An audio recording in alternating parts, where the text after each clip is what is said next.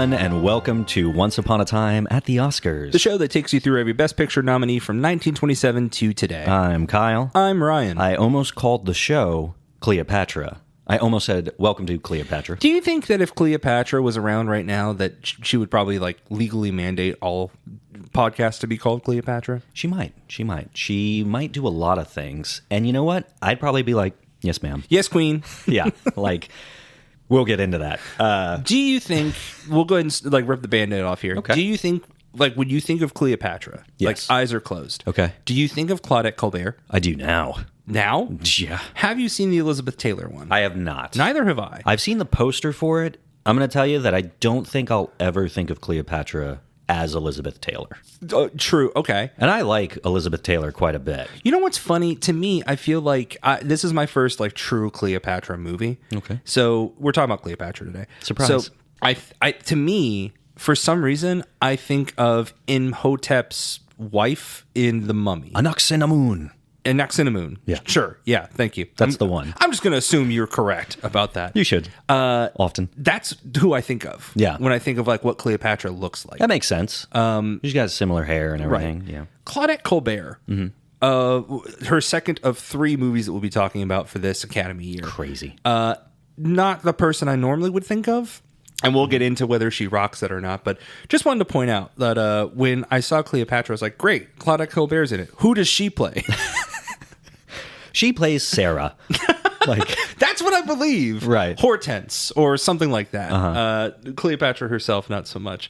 So was this your first Cleopatra movie? Have you seen I feel like maybe she's popped up in a movie previously. But this is the one Cleopatra-centric. Yes. Yeah, definitely. I think for me too. I mean, I'm with you. I'm sure I've seen movies where she's appearing in it or something. Yeah. She's not in Lee Cronin's The Mummy. And I'll be so honest, I'm not sure her mummy is in Lee Cronin's The Mummy, but well, then I'm surprised she's not in it. She doesn't get mummified in this, right? But I mean, of that time, that was a thing. It's a bad joke. I don't like Lee Cronin's The Mummy. That's a lie. I did enjoy it a lot. I just didn't like it as a mummy movie because it's not one. It's an Evil Dead movie. I still haven't seen it. It's fine. I was with my buddy Evan yesterday, and he said, I really enjoyed Lee Cronin's, I can't believe it's not Sam Raimi, The Mummy. Okay. And that's a correct title for that movie. Because he's trying his best to be like, hey, I can still make Evil Dead movies. We're like, we know. Yeah. We liked Evil Dead Rise. Just leave it alone. Without having seen it, I'm like, do more. Because I like Evil Dead Rise? Yeah, I know they're making another one. No, wait, you have seen Evil Dead Rise? Yes, I've seen that. I haven't seen The Mummy. I so agree. I'm just make more of whatever this is. And I think that's why I liked Lee Cronin's The Mummy, is that it was Evil Dead Rise 2. Yeah. But I was like, that's cool. I would go see Evil Dead burn. Is that him? No. Okay. We're losing the plot. We're talking about Cleopatra today. I'll go ahead and dive right into some nominations. 5 nominations. Big one. Pretty big. Of them, Best Sound Recording. This was for Franklin Hansen. Best Film Editing, Anne Bawkins. Best Assistant Director. This was Colin Tate. Best Cinematography, Victor Milner. We'll come back to him. Mm-hmm. And Outstanding Production, and this was from Paramount. Paramount, baby. I Pictures, say that right? Too much. Is it Paramount Pictures? Yeah. Yeah. I love how sure and yeah came out as one word. Ja. Sha. So here's the biggest name probably from this whole debacle. True. And the first time that we're talking about a movie of his. Correct. This is directed by Cecil B. DeMille. And I mean, he is known for just these huge, monumental, extravagant epics. And that is very evident here with Cleopatra. So as far as the cast goes, we mentioned her. We love her. Claudette Colbert as Cleopatra. You also have Warren William as Julius Caesar, Henry Wilcoxon as Mark Antony. And those are your 3 big players. There's tons of other people in this movie. Oh my God. But huge background. Yeah. Huge background, which is always something cool for me personally because I do background acting. Totally. So I love just looking and seeing oh, that's a cattle call. There's 500 people there. They probably ate not properly cooked rice, broccoli stems, and some type of protein that was both dry but runny at the same time. I wish I was there. And that's what we call for the love of the game. That's right. That's what we call Tulsa King. Thanks, Stallone. Thanks, Paramount Plus. Two other things. Two other people. One other thing. This was written by Valdemar Young and Vincent Lawrence. Not really. I'd say this is based on a book, but it's just based on kind of like the history of Cleopatra. Some slight twists to it. It's cool. It's based on Bartlett Cormac's adaptation of like the history, and you might dig deep down into your brain and remember Bartlett Cormac. He wrote the screenplay for The Racket. Oh, interesting. Yeah, isn't that cool? So the screenwriter for The Racket wrote a book about Cleopatra, and then that was adapted into this movie. Is that right? Yeah. Okay. I don't know that he actually wrote a book or if he just was like, this is what I think Cleopatra's like. I don't know for sure. I like the idea of him saying that in a bar. Yeah, he wrote it on to a the napkin. writers of this movie, and they're like, you know what? Adapted from this man's drunken ramblings. It's happened many times. Well, it's not going to be the last either. So this is set in 48 BC, and for anyone unaware of the story of Cleopatra, the very quick synopsis is this. Cleopatra finds herself involved in multiple romances, entangled in multiple romances that involve the fate of other countries and whether Egypt is going to have the power that she believes it deserves. Yeah. That's your quick one-line synopsis. Yes. And I'll be honest. This is how little I know about. I guess I'll pull Shakespeare into this because he has his Julius Caesar play. I didn't know Cleopatra and Julius Caesar were the same time. That it did feel a little Bill and Ted to me, where it was like a cool what if. But that's true. Us just being like, I didn't know that. Yeah, that's crazy. It's. The American educational system is a sham. It really is. I'm so sorry to our listeners. There's so much. I feel like I've learned more about important history through movies and television than I did in school. It's like the Tulsa, Oklahoma from The Watchmen. I was like, I am interesting. Ashamed. And then I looked and I was like, that's real. Why are we not taught that in schools? I want to move on because I feel shame and guilt. It's a sad story for sure. But I'm with you. That was something I wasn't really familiar with. Yeah. You're right. One of those romances is with Julius Caesar himself. The other is with Mark Antony. Because, spoiler alert, for anyone who's not familiar, things didn't go well for Julius Caesar. Yeah. Had a salad. That's the biggest thing for him. Chicken Caesar. Yeah. Chicken? Chicken Caesar salad. Do you think chicken was specifically from Julius Caesar? Because Caesar salad came first, right? And then chicken Caesar salad? I don't know, man. Let's get chicken salad chick on the line. We need to get chicken salad chick. Cleopatra. We're getting there. One quick thing I wanted to point out. You mentioned Warren William as Julius Caesar. I did. Did you know who was originally cast as Julius Caesar? No. I am so happy I get to be willing to tell you. He wasn't cast as it, but he was offered the role of Julius Caesar. Who would be the only person better for you and me if they played Julius Caesar in this? Clark Gable. Very close. Adolf Menju. Oh. I would have loved Adolf Menju as Julius Caesar in this movie. Hello, Cleopatra, baby. So what we see early on is Cleopatra finding out that Julius Caesar is coming to Egypt and trying to stand in the name of Rome. Right? Yeah. Trying to represent Rome and take over Egypt. She's like, not on my watch. She meets him. They develop a romance. And which, not on my watch, is kind of funny because she gets kidnapped and brought to him. Well, okay. Secretly. Not really. She gets kidnapped and brought to the desert to die. Right. But then she uses the other person who's also there to help her get out and then she's brought to Caesar. Right. And that's where she's like, now it's time to put my hooks in. She gets unraveled out of a rug, which is so cool to me. I'm going to be so honest with you. That's how I'm going to enter every room I come into now. You should. I feel like you've mentioned multiple ways you're going to enter a room from here on out. Only when I find better ones do I top it. And I got to tell you, I can't think of a better one than me being wrapped into a rug, someone carrying me in, and then unraveling it. Only if I come out in the Burt Reynolds pose, the bearskin, the bearskin rug, but my hand on my ear, resting on the ground. Yeah, that's how I think. Then you hit him with a good evening, and you're just mixing and blending things. Okay, good evening is really good though. It is, but also I'm 6'4", so when I walk through a door frame, everyone's hearing good evening inherently. Yeah, because I'm just a tall, menacing figure. Yes. menacing is a good word to describe me, as you can hear. But yeah, you're right. She's introduced to Julius Caesar in a very funny way of just being unfurled from a carpet. And this is when they meet and they strike up a romance. Let's go ahead and start kind of at the end here. How did you feel about this movie? Big fan. Interesting. Yeah. I feel like I'm like mid. Really? I'm mid from like not fan to big fan. So here's the thing, I think. A lot of the movies that we watch, there's a moment in all of them where I either go, I don't really get why this was nominated for Best Picture. Sure. Or I say, I totally understand. I see exactly what this brought to the table. I see why it wowed audiences.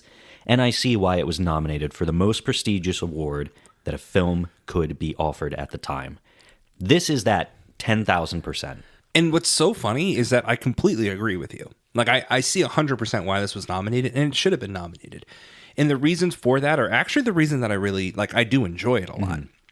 And the word of the day here with Cleopatra is design. Set design, costume design, production design. Sound design. Sound design. Incredible. There is a sequence about maybe halfway through the movie where Julius Caesar has died. And now Mark Antony is representing Rome and coming to Egypt. And Cleopatra's like, well, I got to meet this Mark Antony guy. And she tries to like impress him or wow him. And the way she does that is on this ship, and there's like a bunch of dancers. And there's I think it's an elephant, or there's some kind of animal on screen. Yeah. I don't remember what animal it is. A bull. Okay. It's a bull. There's a bull on the stage, and the camera's panning out, and there's a bunch of dancers. And then as the camera continues to pan out, it's clear that this is all in one room, a built room. And then there's a bunch of like people like manning like a ship and like playing instruments and everything. Yeah. And as the camera continues to pan out, there are no less than like maybe 150, 200 people on screen.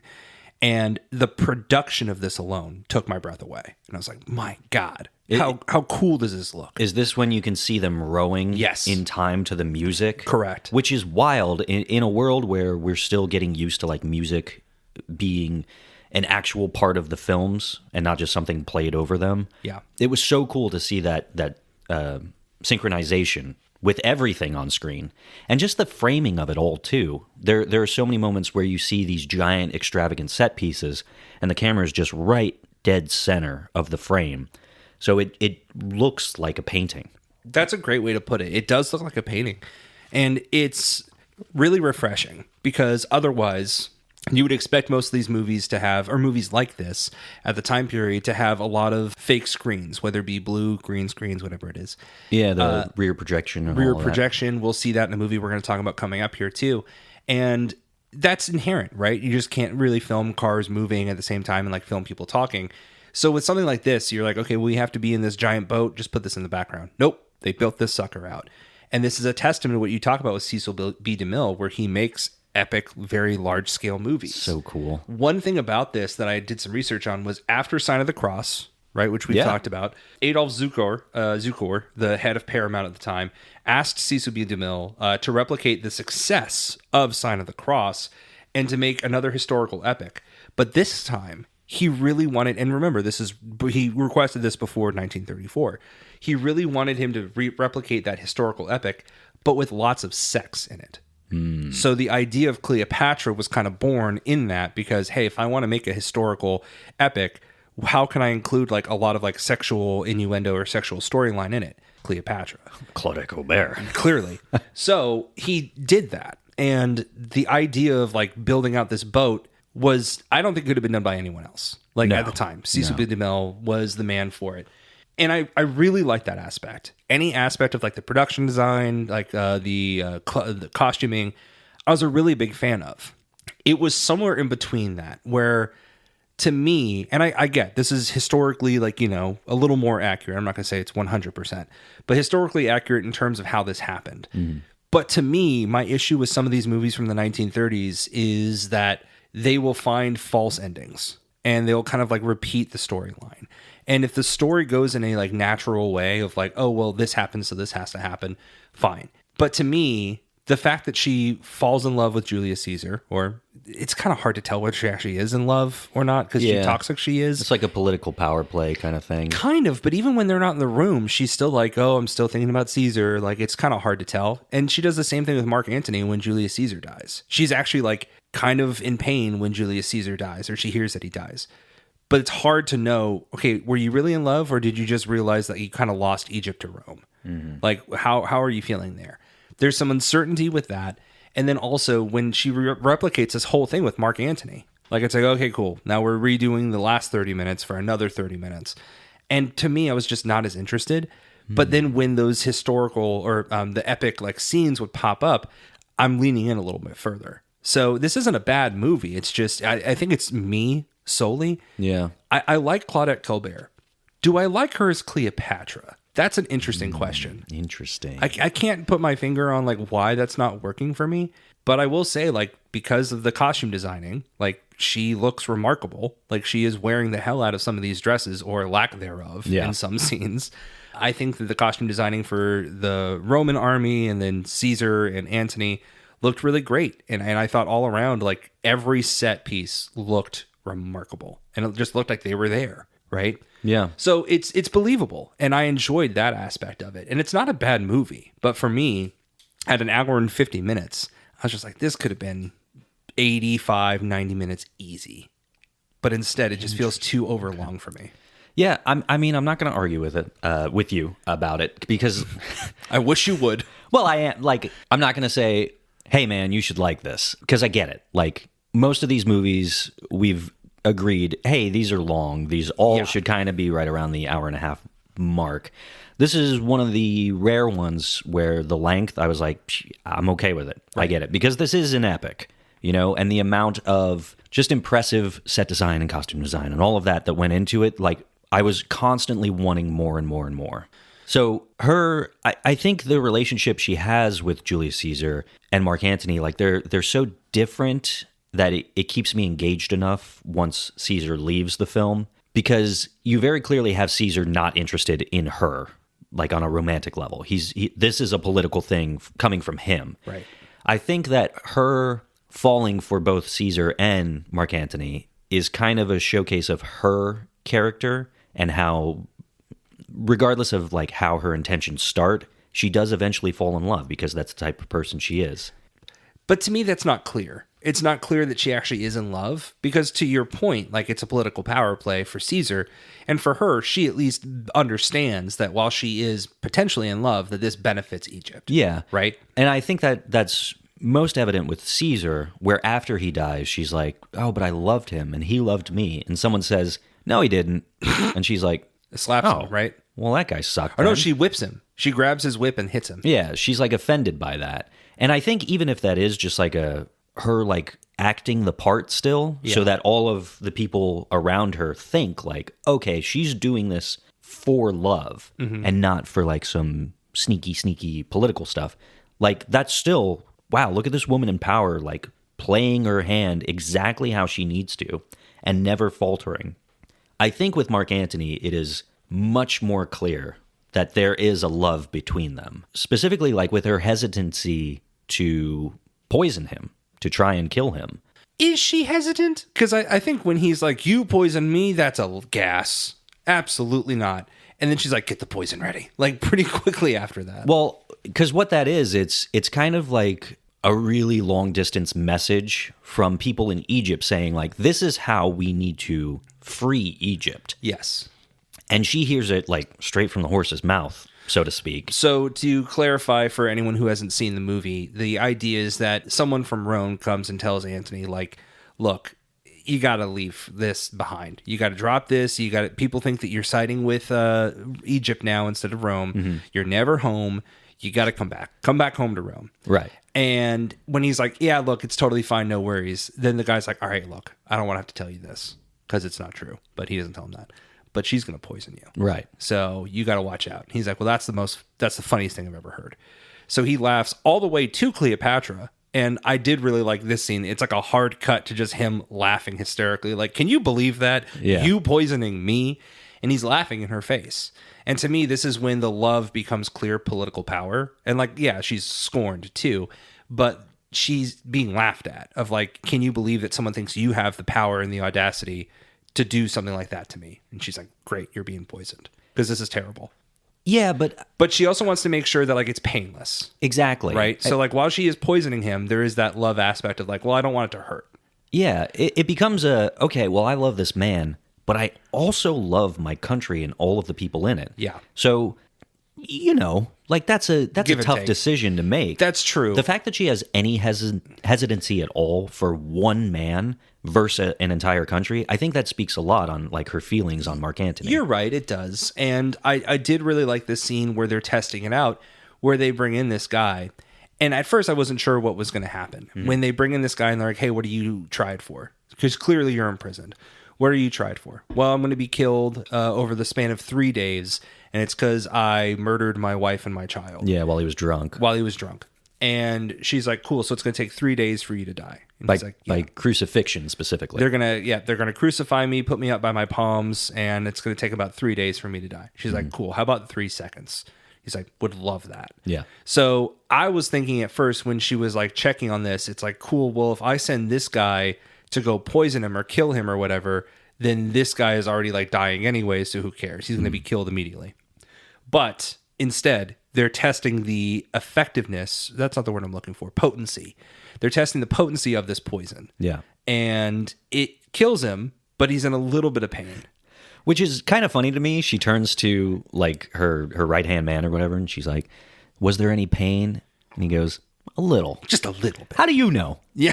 You both were just watching. Could Cleopatra My not see guess him is- go, ugh? I mean, like, clearly 3 seconds went by, maybe, and he's just gone. Yeah. And maybe he saw a slight wince, I guess. Yeah, but was Cleopatra not watching? Yeah. I mean, she was looking right at him. It's just funny. Was there any pain? He's like, if I was that guy, I'd be like, no. Right. Not at all. Yeah. Or He's I'd be dead. like, open your eyes, Your Majesty. Like, you were there. But also, for him, he's probably welcoming the idea of 3 seconds of pain over 3 days. Yeah, totally. So any pain that he felt was like, no, I'm dead. yeah. So, I mean, but again, you're right. It proves the point that clearly she's still favoring him a little bit, even though she understands what she has to do. Yeah. And when this movie is a comedy, I just want to go ahead and say that. Like, it's not really, but when the scenes that happen are funny, they are hysterical. So she's testing this in private, right? I say in private. It's a giant room with like 100 people in it, Right. but in private. And then the next scene is Mark Antony just walking the halls of the palace. And there are 2, maybe 3 guards carrying the dead body of the prisoner who was just poisoned. And they're like, he's like, hey, what are you guys doing? And they're like, oh, the queen's just testing out some poison on this guy. Yeah. And just keeps walking. I laughed so hard at how not blindly, but how like confidently this guard said that. Yeah. He was like, poison. He was like, oh, good question, Mark Antony. Well, your girlfriend is testing poison out right now. Right. Don't know if that means anything to you, but have a great day. It's and like- keeps walking. Cleopatra's at the shooting range, hitting targets in the shape of your face. It's so funny. So then, of course, the next scene is Mark Antony being like, I'm not drinking anything you give me. Right. And they're playing the like fun little like, he said, she said, like, how much can I really drink? I thought this sequence was really fun. And again, there's sequences that I really enjoyed about this. And you're right. You said something earlier that I want to bring up. You mentioned that because it's an hour and 50 minutes doesn't mean it's bad. 100%. I loved Oppenheimer. And that's 3 hours of a biopic about Robert Oppenheimer. Right. Right? So I totally get it. Is it Robert Oppenheimer? Did I get that right? Yeah. Okay. Bobby Yappy. I love whenever Florence Pugh is on screen and calls him Bobby Yappy. Yeah. You're so right. She does call him Oppie. You're right about that. I just don't think she calls him Bobby Oppie. I forgot she called him Oppie, so Sock 'em? my joke just landed so well. Sock 'em Bobby Oppie? Is that? Sure. Yeah, that's the fight scene.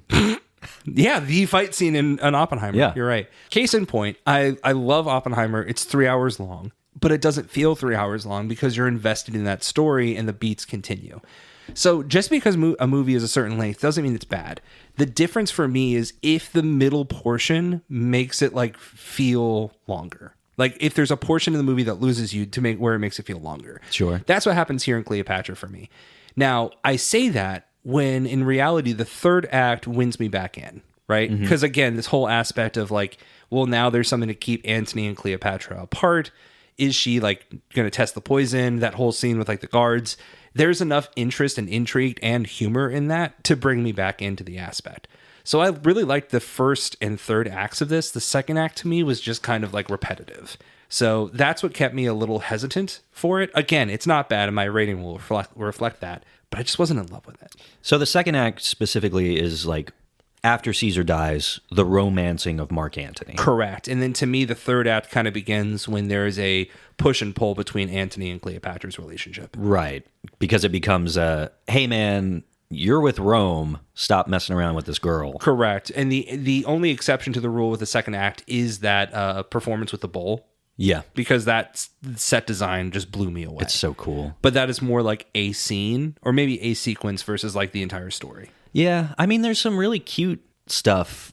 I think the courtship between Mark Antony and Cleopatra is more enjoyable than her and Caesar. Mm-hmm. There is the moment where they're drinking together and Cleopatra starts hiccuping. Yeah. And she's like, who was that? A princess doesn't hiccup or a queen doesn't hiccup. And they start like looking under the couch or whatever. And they're like, who's doing this? Let's find him. It was just silly, goofy. It was. But I think it added a playfulness and kind of like a density to Mark Antony's character that really gave them personalities in a big way. So I enjoyed their courtship way more than Caesar's. Yeah, I think I'd agree with you on that. The only thing for me is that Antony is the one to criticize Caesar of like, he's choosing this woman over Rome. Like, he's got to stop. Yeah. And then when he gets there, he's like, this is pretty dope. But I understand what he did. Like, and that just adds to the integrity, no, the intensity, I guess, of Cleopatra's character, where you show up and you see her in like her Claudette Colbert costumes and you're like, oh, yeah, I get it. Let's talk about those costumes. So obviously we're talking about movies in 1934, and this movie starts by addressing the code, right? Yeah. And we'll actually talk about that moving forward too. But the Hays Code was just being implemented. So not fully like something where the movie was made under the production of that specifically. Right. So DeMille took it upon himself to flaunt this and flaunt those restrictions. So, and again, while you could, right? Because that's not going to last forever. Right. This is looming overhead. They're not sure what's going to happen. We, of course, know what happens, but they weren't aware of what exactly was going to happen. So they're living it up while they can. Clearly he does here. And one big part of that is going to be Cleopatra's opening, the opening of the movie, but then Cleopatra's attire. So the opening of this movie is a large statue of a woman with her chest out, and she's got like her arms crossed like this. But then the other aspect of this, and this is a little bit, I don't want to say more revealing, because again, her chest is out, but like Cleopatra's attire clearly is something that when you're looking at the code, you're like, well, you can't approve that. Right. Because it is revealing. And this is something to me where like we just got done talking about It Happened One Night, and a movie where she was a little skeptical of changing in front of someone like Clark Gable and revealing a lot of clothing. And like, hey, I don't want to show like my knee here. But then she does when she sees like the model knee, and she's like, well, that knee doesn't look anything like mine, so you got to show mine instead. Then you see this and you're like, girl, what? Well, and that's, I told you about Claudette Colbert in The Sign of the Cross. Yes. With the milk bath. Yes. Like, she's pretty much naked in that milk bath scene. There's got to be something where she feels just so comfortable with DeMille. I think that's what it is to a point. And I think, we talked about the conflict between her and Capra on set. So maybe there was a bit of that with the leg scene there. Yes. But yeah, this Cleopatra is the third time she worked with DeMille. And I've seen The Sign of the Cross, so you can clearly see like there's a comfort in showing her body for these productions. I also think it's very interesting that DeMille would use like biblical stories or these big epics, historical epics, kind of as a way to get by the code. Because he'd be like, look, these aren't just like big sexual innuendo like romance films. There's a purpose for why the characters dress the way they do. Yes. And why they're in milk baths, like it plays into the grandeur of the times that he's displaying on set. And I think that kind of shaped the way that not only this genre was presented moving forward, but it also kind of, I think it helped show like, hey, this is why sexuality in movies is frowned upon in the United States more so than violence. Right. Because it was tied so closely to like biblical films, you know? That's true. And that's a really good point. I'm sure it was. And then, of course, this is his last opportunity to kind of do that, right? Because then the code is pretty protective after that. Now, you're right. With something like, he did the 10 Commandments, right? He did. So with something like that, he can push it a little bit more because it's been so long after that. But you're right. It was probably an easier way to get past that. So I think specifically, you're right about Cleopatra in that sense. Because this is, well, she seduced all these men. How can she do that if she's not dressing the way that she dressed? Like, it is written in the core text of the character. Right. And again, it's nothing that like had me clutching my pearls, but it was just very notable from like what we've seen Claudette Colbert do in the past. And not even just It Happened One Night, but even before that. So to see her in this role, I mean, she's really effective in it. And of course, she's beautiful. There's no doubting that. But it was specifically, you know, we're not talking about 1931. She was doing It Happened One Night and was like, hey, I'm a little hesitant. And then 3 years later, she's like, I'm more uncomfortable. This was the same year. Yeah. Which means these were probably filmed like months away from each other, if even. So you have to be right about her relationship with Capra versus her relationship with DeMille. And she's withholding what I think she believes or understands is something that is of power, which is her attractiveness and her beauty. Yeah. So she's withholding that from people she doesn't like, and then, of course, showcasing that for others that she does. Yeah. And I think a lot of it, too, is not only does she prefer DeMille, but that's what we're assuming here. Sure. But she also prefers the character of Cleopatra. Totally. That makes sense, because screwball comedy, that was the origin. It Happened One Night. Yeah. Right? So, like, that's not an established genre. Yeah. Something like Cleopatra, historical epic, not only is it something that has existed, it's something she's done with DeMille before. Right, right. She throughout her career, she was interviewed and asked about what her favorite role throughout her entire career was, and she'd always turn back to Cleopatra. So I think she just really valued like the powerful woman she had the opportunity to play. Mm-hmm. And something like It Happened One Night, I'm sure there was a moment of, okay, but this is kind of like a more meek, timid girl. I don't know that she would do this. And Capra kind of being like, no, like this is a selling point of the movie. This makes sense. Yeah. She would do it's this. what she would do. It's just not what you would do. Right, right. Yeah. So I think just probably when you receive the script of Cleopatra, or when Claudette Colbert received it, she's like, wow, look at her. Yeah. I'm ready. I want to do this, and I want to go all in on it. Because when she was reading the script for Cleopatra, she's like, well, I'm Cleopatra. When she read the script for It Happened One Night, she's like, am I it? Like, am I one night? Like, I'm not in the, right. I'm not in the title. So you're probably right about that. It's interesting that this comes at the time that it does, because not only is this, you know, just a few months after It Happened One Night, it's also a few months before her third movie that's going to appear here, The Imitation of Life. Yeah. So I'm very excited to talk about that and see how that caps off. I'm also excited to talk about our ceremony episode, because I wonder, with how much she favored the Cleopatra role, how she felt about receiving a nomination for It Happened One Night and not for Cleopatra. You know, the Academy just announced maybe a few weeks ago that they're changing the way actors are nominated. They can be nominated for different roles in the same category. Yes. And that's, you know, with Janet Gaynor in the first year that we covered, there was Seventh Heaven, but then there was also Sunrise, and I think a couple other movies, maybe one or two others, where it was like the compilation was nominated in a way, and then they would give it the award to just one of the specific movies. Yes. And then that goes away, and it becomes you get nominated for one film. Mm-hmm. But I do wonder, I mean, it's got to be like the Academy themselves, the voting members, are just like, okay, she's nominated for this, but I also saw her in this, and she was great in all of them. So it's less about, I want It Happened One Night, Claudette Colbert to win, and just, Claudette Colbert was great this year, across the board. Yeah, I mean, that's true, but then to me, that's less like the performance of the movie and more like how busy were you? Right. Or was the one performance that you gave better than the three performances this other person gave? Sure. And I'm not saying like that's the official thing. Sure. I say that in a way of, there's got to be somebody who is a voting member of the Academy. Like, I'll just throw out a name. If next year Jennifer Lawrence was like, okay, I've got to vote for people. Emma Stone was in 3 movies, and she killed it in all of them. Mm-hmm. I know she's only nominated for this Yorgos Lanthimos movie, but man, she was good in this other thing too. I'm going to vote for her. Like, there's no way that the individual is not feeling that way to some degree. Sure. True. I mean, it's all the integrity, and I would hope that there is integrity in that. That there's not with 100% certainty, right? Can't be. Sorry, you can't be 100% certain that there isn't some lack of integrity there. But you're right. I mean, we've seen multiple scenarios previously of people being nominated and having multiple films under their belt for that year. So maybe that's just the expectation, hey, I did 3 large movies this year, so I'm going to win for this.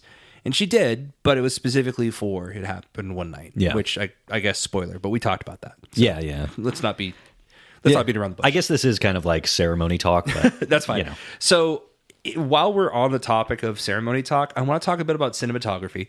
So this was Victor Milner. Again, we talk about set design, we talk about costume designing, but clearly like the shots of this too. And it's you can build that out as much as you want. The way you captured is another aspect. So I thought the cinematography in this was fantastic. So Victor Milner did incredible work here. And it was represented well rewarded well, because he did win the Oscar or the Academy Award at this point for cinematography. I think the coolest thing is when we've talked about like in Old Arizona, that one for cinematography.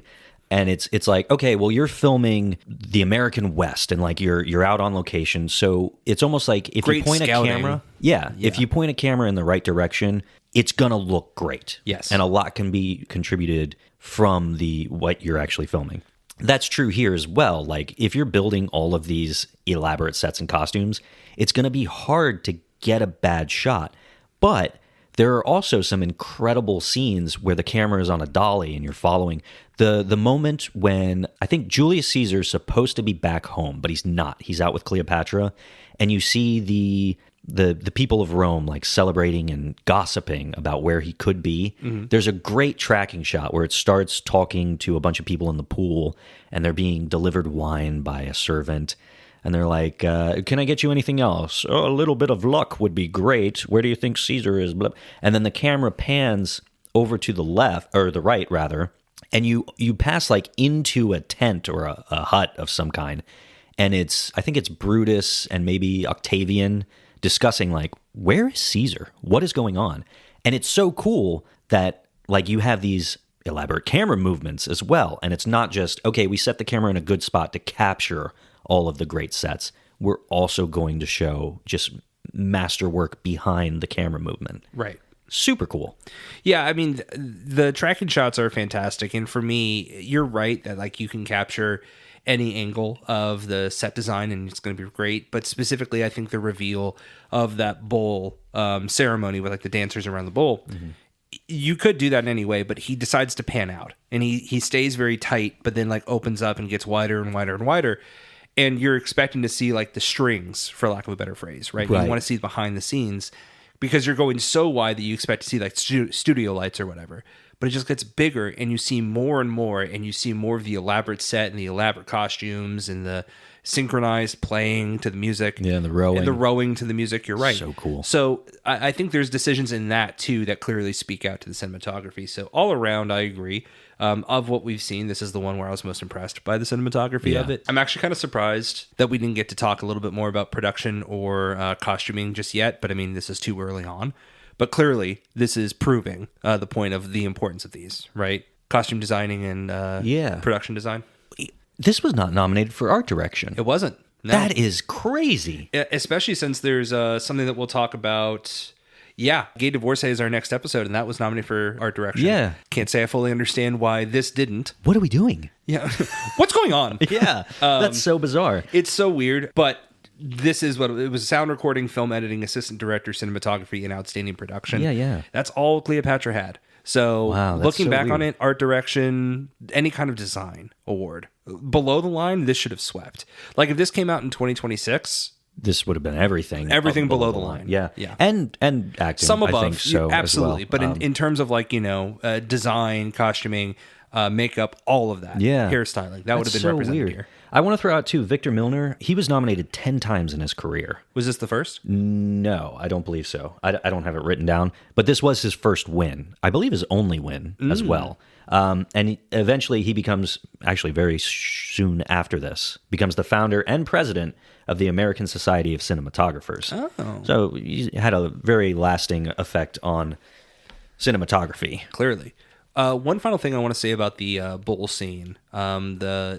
I had read that, everyone was really impressed with this, but they did use a real bowl, which meant that they had to, again, I want you to think about every extra, every person on camera when the camera pans all the way out, right? Mm-hmm. They had to retake this scene multiple times because the bowl kept pooping. Oh, yeah? So it kept pooping and ruining the scene. So they had to clean it up quickly and then film it all over again, and it would just keep happening. It's a good lead-in to one of our other nominees here. That is Colin Tate. He kept pooping. Yeah, I don't know what was going on with him, man. Nominated for assistant director. Right. So we'll notice there's no DeMille nomination here. Right. Just the assistant director. I don't know this for sure. That does feel a little like targeted, right? Yeah. When cinematography and assistant director are nominated, but not the director. Yes. Yeah. So I wonder, typically when I'm on set, the background is directed by the AD, the assistant director. I wonder if Colin Tate was put solely in charge of the background actors in this film, which would mean he would be in charge of upwards of 500 extras. Right. That is a monumental feat in this movie, especially when you're having to have them synchronize their movements and things. Could that possibly be why we saw the nomination for the assistant and not DeMille? To me, it makes the most sense because those scenes that you're talking about are the ones that took my breath away. Yeah. And the ones where I really credit the cinematography. You're right. There's some tracking shots that I'm sure DeMille was more in charge of because it was like tighter on the actors. Yeah. Or the leads. But I think you're right. The majority of the shots that to me stand out the most are with background players. That's got to be what it is. I can't imagine any other reason the assistant would be recognized without DeMille. Yeah, no, I agree with you on that. And I wonder why that is. That's an interesting thing I didn't think about before this. Yeah. Huh. Because otherwise, of course, now we know Cecil B. DeMille as a huge name. Yeah. And not to say he wasn't a big name at that point. I mean, clearly Sign of the Cross had come out at the time already. Did you know? Sorry. He was the director of the first feature-length film made in Hollywood. Oh, I didn't? Well, which one was that? The Squaw Man in 1914. That movie came out, and that was kind of the gun firing, saying, okay, let's do it. Let's make Hollywood a thing. Which is wild to accredit that to this man, who was not nominated for Best Director. Run that title by me one more time. The Squaw Man. Spell that. SQUAW. Okay, I wasn't sure if it was SKUAW. I'm just not sure what squaw would refer to. Probably. Have you seen it? Wah! That noise? I have not seen it. So this was just the 1929 version of Birdman? Is that what you're trying to say? Yeah. It's the noise that, what's her name? Hawk Girl makes in the Superman movie. Oh, yeah. Right before she drops the guy. Yeah. This was, that came out well before the creation of Superman. Is that right? Yeah, but, inspiration and all that. Come on, man. Throw me a bone. Cecil B. DeMille, there is an award named for him, the Golden Globe, which debuted in 1952, and he was the first person to receive that. It is given to outstanding contributions to the world of entertainment. So he didn't win for a specific movie, it was just more his body of work. I believe so. Okay. Yeah.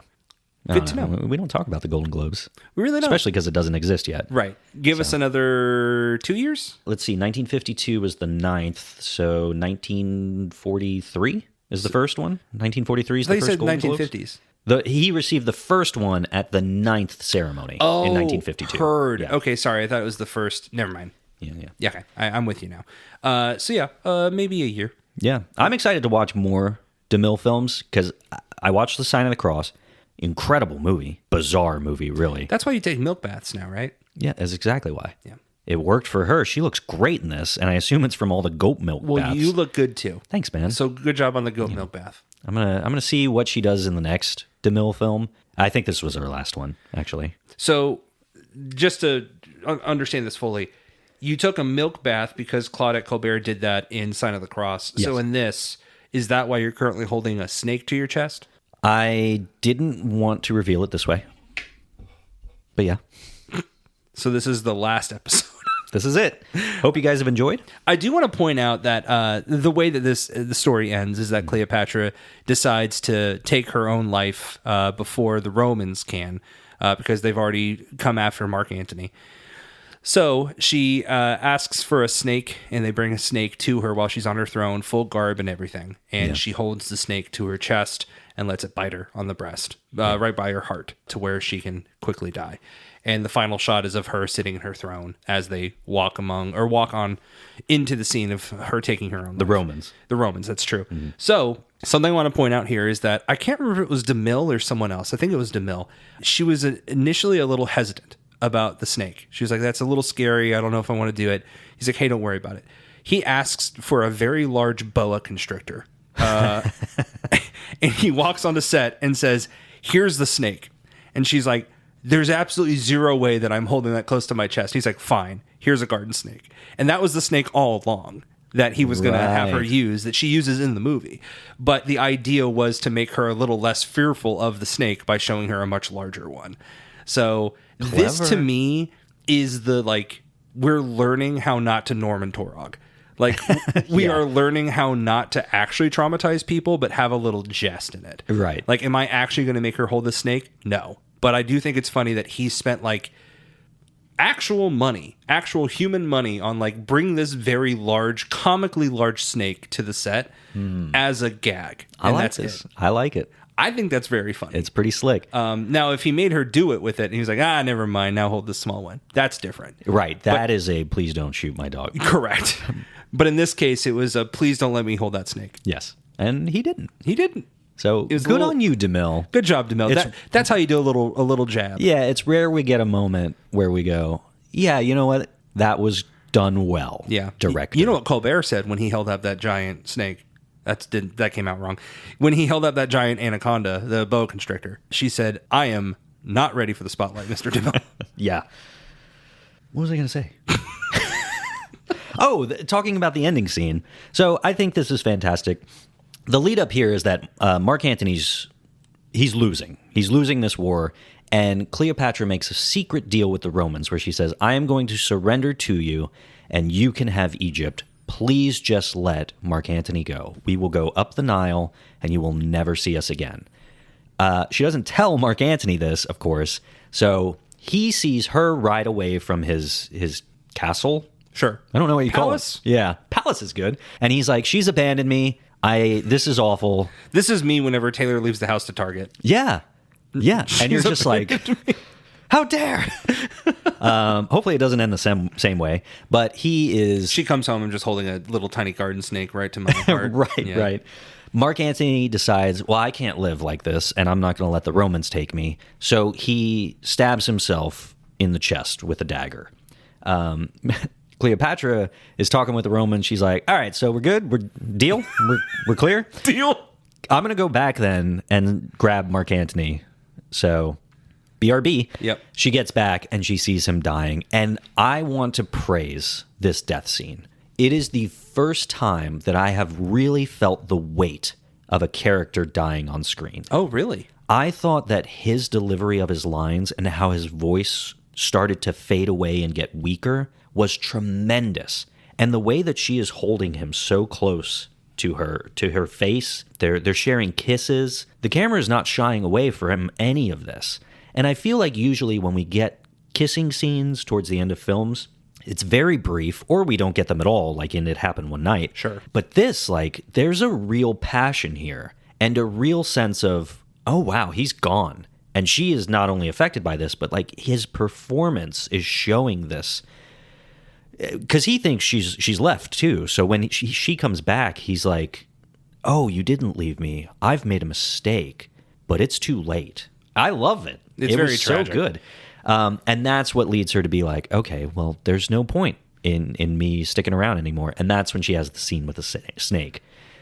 I want to point out, too, now that you mentioned her having that fear of snakes, you can see after she holds the snake up to her chest, when she puts it back in the box, you can see a little bit of a... Yeah. It's very, very funny. I like how they kept that in there because it's a little... you can easily make the rationalization that she is just like fearful for her, like, I'm dead. Like, I've signed my own death certificate. Yeah. But in reality, it's like, snake. It's really her going, slimy. I know. It's so funny. Did you see recently where someone was interviewing Steven Spielberg for Disclosure Day, and they said, is E.T. wet or dry? I did not see that. My favorite part of that, and I'm so sorry, I just had to bring this up because you said slimy. My favorite thing about this was that she asked that, and in this exact speed and cadence, Steven Spielberg said this. That's a wild question. He's moist. He did not take 5 seconds to think about it. He'd been sitting on this. He was like sitting on the fact that E.T. is moist. And he was just like, that's funny, moist. I feel like that was his own personal disclosure day, where he's like, I've known this my whole life, but no one has ever asked me. That was me hearing him say that E.T. was moist. I was the news reporter at the end of Disclosure Day, where I'm like, yeah, like looking off camera in shock. I want to make an edit of that, where it's him saying that, and then her just being like, I don't know what we're seeing right now. Ladies and gentlemen, I'm hearing that E.T. was moist. Yeah.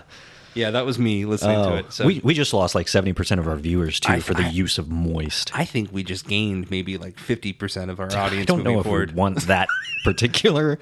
We promise not to say the M word anymore. Hold on. Is there an irresponsible M word I should be saying moist for instead? I think I smell banana bread cooking from the other room. How do you like your banana bread, Ryan? Not dry. All right, let's move on. Joke's dead.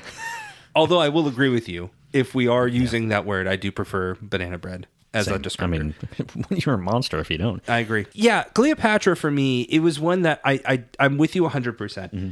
It deserves everything it was nominated for. Yeah. And it deserves to be nominated for Best Picture because of its sheer grand scale. Yes. Like, it is impressive of a feat to look at. Huge. I can't say I'm the biggest fan of the... I guess performances, they're not bad. And it's not the performances per se. I think to me, it's just, there's a middle section that to me is just too much like a repeat of what we've just seen. And I agree with you. The relationship between Antony and Cleopatra is a little bit more earned than Julius Caesar. Yeah. And it's more of like an actual romance. I think you're right. It's a little more of a power play for Caesar, but for Cleopatra, I think it's the same. Yeah. So to me, it was just a little like, repetitive, iterative. Sure. We'll go with it. We'll rock with it. And that just made me not as into it, even though that sequence with the bowl does like take my breath away. And it's about right in the middle of that. I think that's when he kind of like is fully captivated by Egypt and her. So that's the beginning of their true romance, I think. Yeah. And I love that sequence. But then I really wasn't that interested until the poison came back up. And then I was like, oh, now we're back in it. And I was kicking. So to me, this was a 3-star. Okay. I gave this 3 stars. There's a chance it's higher. It's definitely not lower than 3 for me. Right. I enjoyed my time with it for the most part. I'm not going to say I loved it, but I couldn't stop looking at the set design and the costume designing because it was just unlike anything we've seen previous to this. And you're right. It sets the stage for what's to come. And Cecil B. DeMille obviously will be known for movies like this moving forward. Yeah. And we'll see more and more like this. You don't have Ben-Hur without something like Cleopatra. You don't have something like the Ten Commandments without something like Cleopatra. And this isn't the first of its kind. You're right. Signs of the Cross, it existed previously. Yeah. A previous version of Ten Commandments. Exactly. And Ben-Hur. But in terms of the size of what those movies go on to be, Cleopatra is setting the stage for that. Yeah, I would say it's continuing the stage because DeMille specifically had been doing this before. That's fair. But you're right. Like, this just cements this as like, hey, if you're going to make a sword and sandals, it's got to be massive. Yep. You can't just do it in front of a screen. I think we're going to continue to see that this year when the Odyssey is released. And then you said you can't just sit in front of a screen. And I think there's going to be a little bit of that in the Odyssey. I think there has to be. With Nolan, this man went on location and filmed. So, I mean, maybe when there's like a creature, but sure. I think otherwise they're filming in caves. Yeah. We'll see. We'll come back. We have a few weeks before we get there. Yeah, I mean, we'll be talking about it on next year's awards. You said it, not me. When he gets nominated. You said it, not me. I mean, it's going to get nominated. It's going to get nominated. And hopefully it's Oppenheimer kind of was like, hey, man, we'll see you every year you make a movie. Yeah. Whether or not I agree with that, Who's to say? You agree with that being true or agree with that being earned? With that being a little bit of both. Okay. Yeah. I mean, when he makes Tenet 2, I don't think that'll be at the Oscars, but... Right. Yeah. Yeah, I don't want to get into a whole thing about Nolan because we will lose the other remaining 30% of our viewers. Fair. If they... I'll win them back. It's okay. Yeah. They can look at my mural that I have downstairs in the basement. So before I get in my rating, I just want to say, like, the other two nominations that were mentioned, sound design, which we said was incredible. Franklin Hansen. Yeah, and Anne Balkins. I just want to throw out, she was the first female nominated in the editing category. And this is the first year for that category, but that's a big deal to see that show up. And I feel like editing has been a category where I can probably name more female editors than male editors. Sally Menken, Scorsese's editor, Schumacher, I can't remember her name. I do remember I guess I can't name that he him. is a longtime editor. Yeah. And she's a woman, but I can't remember her name. Yeah, I feel like just that category itself, like, women show up a lot in that. And I think it says something here when the first time the category arrives, there is a woman that has been nominated. So just very cool historically to see that. She collaborated with DeMille for over 40 years. So she is kind of the Sally Menken. Thelma Schoonmaker. That's what it is. Yes, Schoonmaker, Thelma Schoonmaker. Thank you. You're right about that. Definitely want to look up her name, make sure we got that right. Yes, thank you. You are correct, and I think the fun joke there that I've heard a lot of people make is that men make the mess and women clean it up. So that's what tends to happen with, like, the editing team. And of course, that's a generalization. That's not exactly what it is, but it is a funny trend to see that, because you're right. This is something that we see female dominated in the future. I think so. And rightfully so, because I mean, like, the editing in this is fantastic. Scorsese obviously known for editing, so the work that Thelma is doing there is impressive. So well earned. Excited to see more of her and talk about her a little more at the ceremony episode. As far as my rating goes, I gave it 4.5 stars. Oh, I thought it was 4.5. Wow. I loved this. I could watch it. I think I'm a big fan of the sword and sandal genre. I remember growing up as a kid, I loved Clash of the Titans. I thought it was so cool. So it's one of those things where I want to see more of the genre now in today's era. I don't know why there aren't more made, probably because they're expensive. But going back and being able to see things like this, I'm just like, oh, this is my bag. I love the genre. And when you do it in such an extravagant way as this, I'm just like, sold. Yeah. Give it to me. I mean, it's hard to kind of argue why you would have 4.5 stars in that. Like, the things that you mentioned, they're all present on screen. For me, it was just a matter of the interest in seeing a story that we saw for 30 minutes replay again. And if the movie was shorter, sure, but it just didn't hold me all the way through. That's fair. I can understand the lull in the middle for you. But you can't deny the achievements made in this. No, I think this is one where if you like it, cool. If you don't like it, cool. You cannot deny its historical importance. Yeah, I think 3 is about the lowest I could go on something like this with what's on screen. Totally. So, yeah, let's move into double features. So double feature, I decided to look after the idea of seduction. The idea of the power that women have over men, even when they give in or decide to not give in.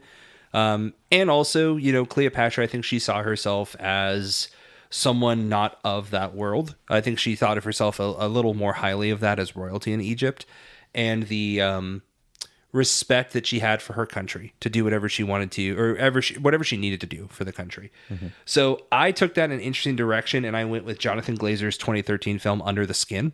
Interesting. So if you're not familiar, this is a movie in which Scarlett Johansson is a creature. I think maybe an alien. It's never really fully determined. But she goes out and looks for men because she finds they're easily seduced when she has the appearance of someone like Scarlett Johansson. I wonder why. Interesting Weird, stretch. Right? Yeah. Bold if true. And she seduces them and then brings them into a black void and takes their entire soul and just leaves their body. Worth it. Yeah. And it becomes a little bit more of I guess technically a coming of age story towards the end of the movie, which I didn't anticipate. For her, the voids. The void's like, We're all 5,000 years old, right, everybody? Yeah. No, Scarlett Johansson. Fair. But yeah, Under the Skin, strange movie. But also, I said Jonathan Glazer, so if you're familiar, you understand. Yeah, I haven't seen Under the Skin. It's been on my list for a long time. Yeah, isn't she like a weird lizard person at some point? Or am I thinking of a different movie? I think you're thinking of a different movie. You're not terribly far off. Okay. But weird lizard person, not how I would describe Under the Skin. Okay. You've seen Zone of Interest, obviously. Yes. Any other Glazers that you've knocked out? Birth with Nicole Kidman? Nope. I don't think so, but I couldn't tell you. Okay. I don't have his filmography. Like Zone of Interest is an interesting, I think it's a slightly, I don't want to say muted, because that's a very powerful movie. Sure. But in terms of like the strangeness of something like Under the Skin, the eeriness is in full effect of Zone of Interest, but it's obviously a little more supernatural in Under the Skin than it is in Zone of Interest. Yeah, Zone of Interest is a very unique and interesting concept. Very powerful, I thought. Yeah, one I need to rewatch. Yeah. But yeah, Under the Skin, I like that. I like the idea of all of that. I have to check the list to make sure I haven't. Here's what I thought. I was like, have I picked Under the Skin before? I don't think you And have. then immediately I was like, what would I have paired Under the Skin with before this? The Love Parade. So probably not. Ah, there you go. What about you? So I went with also a very powerful woman who is kind of like calling the shots behind the scenes, and I don't think the men in the movie, or anybody really, realizes the level of power that she actually has, and that was very similar to how I viewed Cleopatra in this. There were moments where people, I don't think she actually loved Caesar as much as she loved Mark Antony. She was still just playing that, yeah, I loved him and he loved me. And then when it was revealed that wasn't true, she's like, okay, well, I don't love him either, but I'm not telling anybody that. So I went with Aaron Sorkin's Molly's Game. Oh, I love that movie. Man, it's so good. I love it so much. It is a true story. She plays Molly. I don't remember her last name, but she essentially Molly Game. She navigates through the world of underground poker, and she dominates that whole industry, secret underground industry, if you will. And there are moments where like men think that they're in charge and they make her do heinous things. But in the background, no matter what happens to her, like she is still the woman in power. And I think that's such a cool movie. And the connection there between like Cleopatra again and Molly, and how they are doing this without anybody even realizing that's what they're doing. That's the connection there for me. I love that movie. I really enjoyed it, even though I can't say I'm a huge fan of Aaron Sorkin's direction. Sure. His writing is, I mean, I don't want to say unstoppable, but it is very powerful. Yeah. People love it. He's got Social Reckoning coming out. Yeah. We'll see how that goes. Yeah. Love The Social Network, but again, it's missing the Fincher touch. Social Network to me is one of those movies where I think it benefits from Fincher and Sorkin being very different and the push and pull of their relationship. So when it's fully Fincher or fully Sorkin, I don't know if it's going to be the same. Is Sorkin directing this as well? Yeah. Okay. Yeah. Yeah, see, it's hard to argue with those because I like Molly's Game so much. So he has the potential. So that's why I'm interested, but we'll see. We will see. Maybe we'll be talking about it next year. Maybe. At least, I mean, it's Sorkin. It's Jeremy Strong writing. playing Zuckerberg, so I have a feeling, at least for acting, we'll be talking about it. But for film and we'll see. writing, probably. Hopefully, yeah, because it's Sorkin. Hopefully, yeah. So I think those are both solid double features there.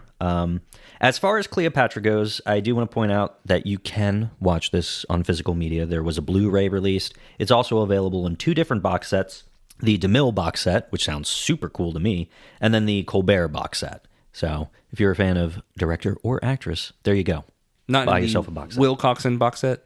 No, I don't think so. Although he did go on to work a lot with DeMille. He was one of his biggest associate producers. Oh, so then the DeMille box set is probably the Will Coxon box set. Probably, yeah, that makes sense.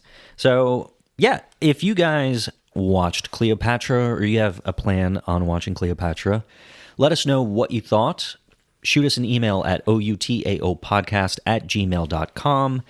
Check out the Patreon for tons of bonus content, bonus episodes, the Horror of the Overlooked bonus episodes, the Discord, movie reviews. We got other stuff. Early access to the episodes is a big one.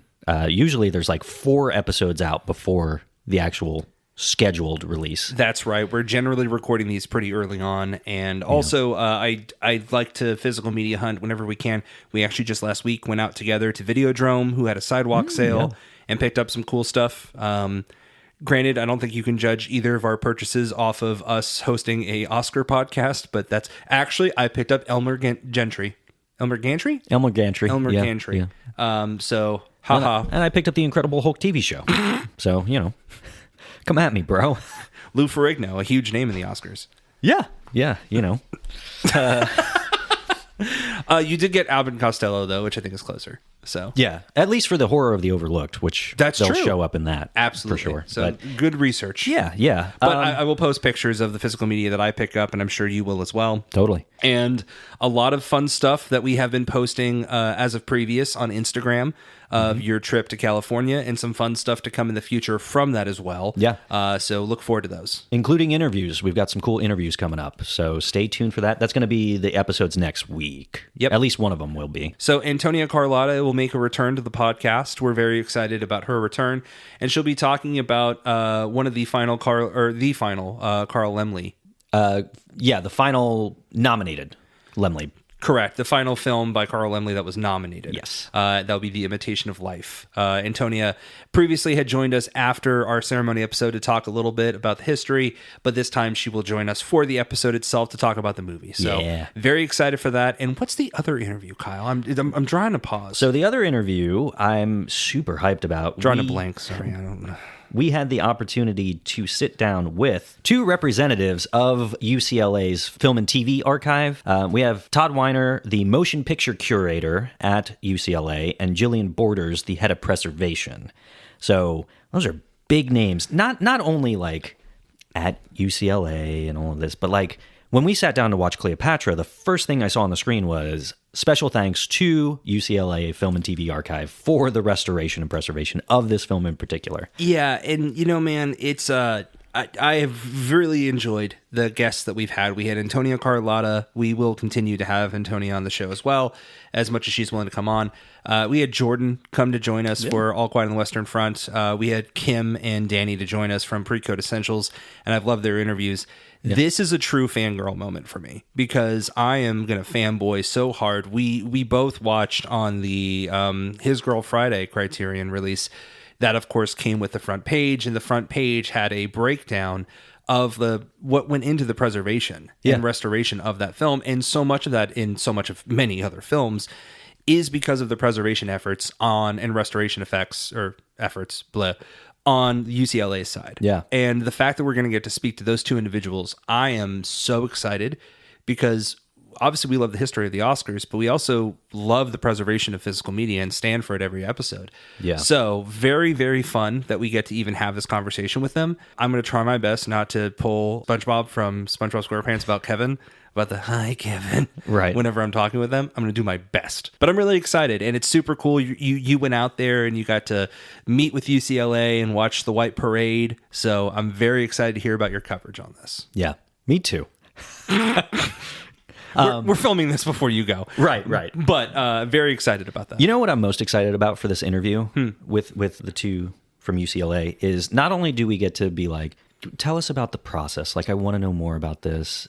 But I'm also going to have a moment where I get to go, why is the White Parade not available? Why did I have to fly across the country? Like, how do you decide is going to be my biggest thing. I'm looking for answers. It's a good question because, I think the easiest thing you would say is like the studio has a say in it. But in this case, if they have the only print, then like, are they the ones who have the keeper of the key, so to speak? Yeah, like it's going to be very interesting to get some answers on that. I'm very excited because I think it is something that is criminally overlooked. So I'm looking forward to having that opportunity. Me too.